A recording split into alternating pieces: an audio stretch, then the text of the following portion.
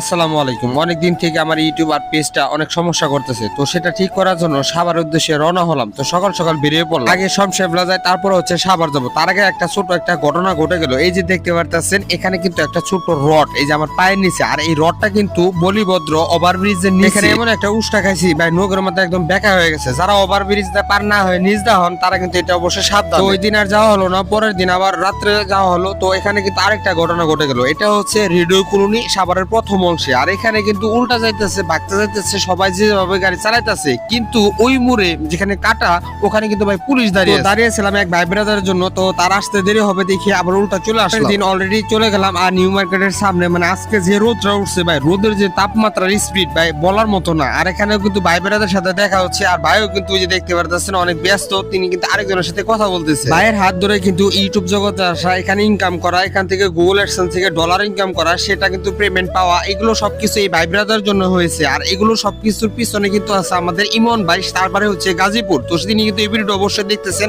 তাকে অনেক ধন্যবাদ। গাড়ি পার্কিং করে এখন যেহেতু দুপুরের সময় আশেপাশে একটু ঘুরতেছিলাম, আর ভাই ব্রাদার একটু কথা বলতেছিল, তো চিন্তা ভাবনা করলাম একটু ঠান্ডা বাতাস খাইতে হইব। নিউ মার্কেটের সামনে যেহেতু আসছি, আর আজকে কিন্তু গাড়ির চাপ তেমনটা না, যেহেতু আজকে শুক্রবার। তো কি আর করবো, তো ভাইয়ের কিন্তু অন্যদিকে কাজ হচ্ছিল, আর আমি একটু ভিতরে যাচ্ছিলাম হাঁটার জন্য। যাই হোক, অবশেষে একটু ঠান্ডা বাতাস খেলাম নিউ মার্কেটে। আর আমি যে কাজের জন্য আসছিলাম, আলহামদুলিল্লাহ ওই কাজটা সম্পন্ন হয়েছে। তবে ইউটিউব আর ফেসবুক আমার 3 মাস সময় দিচ্ছে, মানে 3 মাস পরে আমাকে আবার দেখা করতে হবে ইউটিউব আর ফেসবুকের সাথে। তো ভাইয়ের সাথেও দেখা করে সবকিছু কমপ্লিট করে চলে আসলাম।